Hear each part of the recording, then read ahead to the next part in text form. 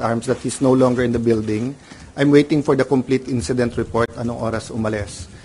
In the meantime, nakausap ko at nag-text sa akin yung kanyang wife, and I told her naman na I will papaabot ko sa Filipino people and sa 13 yung kanyang message. So sa 13, sabi niya, sana wag sayangin yung sakripisyo na ginawa ni Senator Bato. She hopes that we stick together. Tapos ito sabi niya sa akin, good PM sir, in behalf of my family, we would like to thank you and all the other senators for all the support you have done for my husband.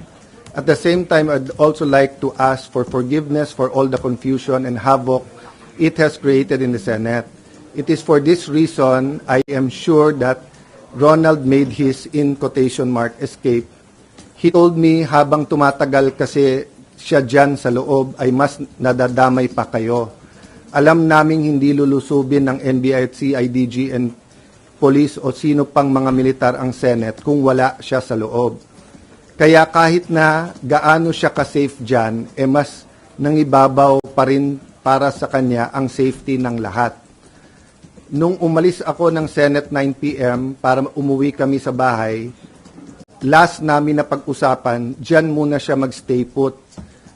Dyan, yung stay put lang raw siya dyan sa loob kasi safer for him. Total may 72 hours TRO. Nagulat at natakot na lang kami for his safety nung narinig namin na sa labas na siya. Wala sa plano but knowing him, I am sure he took the opportunity nung nagkaguluhan at nagkaputukan na. Pasensya na po sir, mahaba message ko, etc. I really do want to thank you and ask for your forgiveness and understandings. Ito lang ang paraan, hoping you find time to read this message. No? So what I did is I also asked the Secretariat, they gave me a report. Up to this point in time, the promise of the NBI director na he will give me at least two things. One, a copy of the warrant officially transmitted because he told me in front of the other senators na sa kotse lang niya, 3 senators were asking na ibigay na niya sa amin, but he looked at me and said, sir, pwede bang formal ko na lang isubmit tomorrow? So that was Tuesday. It's Thursday, we still don't have it.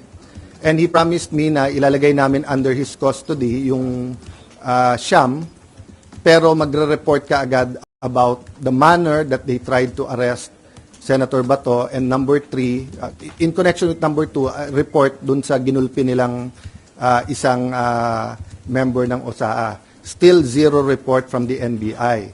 So I'd like to clarify to everyone, we did not arrest Senator Bato. We extended the courtesy and the traditions of the Senate that hindi pwedeng mag-aresto sa loob.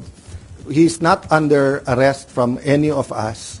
And so far as we're concerned, there's no warrant of arrest for him. So he knew from the start, I knew from the start, I never hid from any of you. Anytime you ask me, nandiyan pa si Senator Bato, I answered you to the best of my ability. And I told you, nandiyan pa, tinanong nyo how long will he stay, as long as he likes, di ba? So he made that decision on his own. I found out when Senator Jinggoy called me. I had no idea last night because he came pa to see Sec John Vic. So I brought Sec John Vic sa taas, sa 5th floor, because ni-request nung isang staff na, sir, hindi pa alam sa 5th floor na secure na at hindi pa nila alam ang nangyayari. Baka pag umakyat yung mga pulis, baka may gulo. So I went up, medyo naka-vest at armado pa yung OSAA. So Sec John Vic asked them na lahat may barel, ibaba yung barel. We explained the situation that OSAA is still in charge inside, but there's a joint investigation. Little did we know na hindi pa fully secured when we answered you because nga may na-aresto actually kagabi. Diba? I think na-report nyo na lahat. So I just promised Sec John Vic that I'll wait for his report and that siya magsasabi sa details para nga walang miscommunication or accusation. But since someone close to me sent me a text,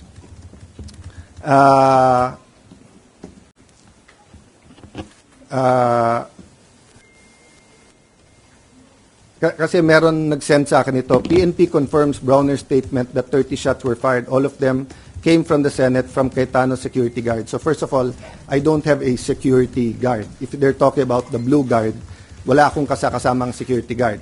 If they talking about my security, they're also from the PNP. I double-checked before going here. Walang nagpaputok sa kanila. Okay? So anyway, make a long story short, ito po ang text ni Sen. John Vic. The count was 27 from inside the Senate and 5 from the other side. No? So my point is, verbal warning sila. Tigil nyo yan, whatever the words were used.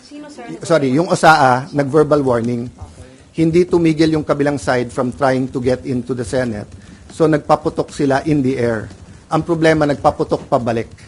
So eto, whoever the perpetrators was, di ba? Kasi nga, last night, bago umalis si Sec. Remulla, sabi niya, so far they saw 1 bullet. So syempre, nakita ko yung mukha ng USAA, that's not possible. So someone showed me the video and Mayan nga told me may live nga, di ba? So sinabi ko lang na, Sec, can you allow the OSAA to go inside the kabilang building para may sarili namin investigation? I haven't really had time to look at all the details pa, and I promise si Sec. So the count was 27 from outside, from inside, no?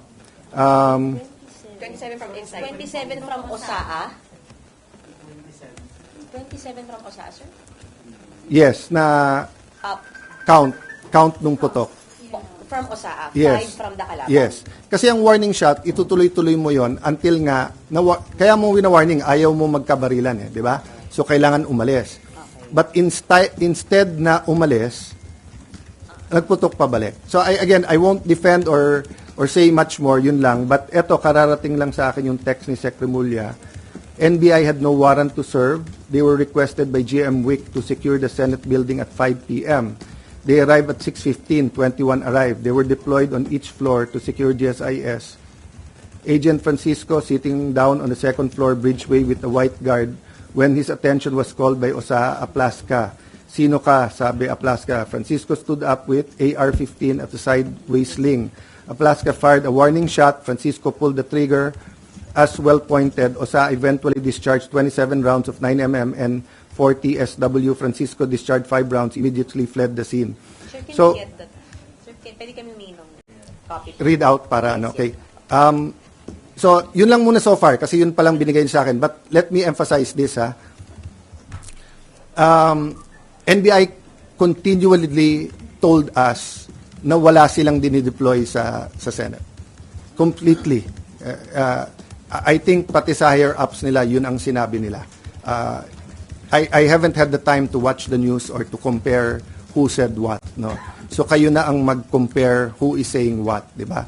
But time after time, in fact, Senator Loren got a text when we were having the caucus na sabi ni NBI Director, hindi daw niya sinabi na pinayagan sila ni Senator Soto. All the senators na kasama ko doon, napakarami, all said he did not only say it once, he said it 3 times. So, we can get to the truth if people tell the truth. Diba? But if the NBI is not going to be, it's not going to treat this thing with candor, meaning just tell us the truth, may problema tayo. But I can tell you, I have faith in the PNP and the DILG. They gave me their word. No? And for some, their word is not important, but I do believe kay General Nartates, Chief PNP, and kay Sec. Remulla, nung sinabi nilang lalabas ang totoo dito, I believe in the word that they've given. No? Let me have a drink of water.